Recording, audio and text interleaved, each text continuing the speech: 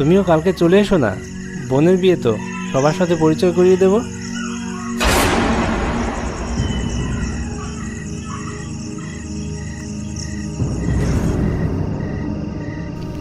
সেদিন ছিল অমাবস্যা, চারিদিক ঘন অন্ধকার।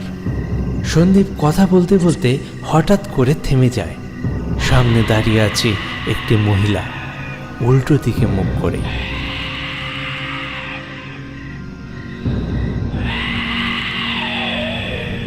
হ্যালো হ্যালো, কথা বলছো না কেন?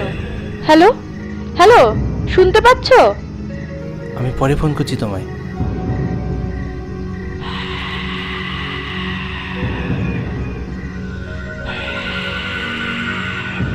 এত রাতে বাগানের মধ্যে কোনো মহিলার তো থাকার কথা না।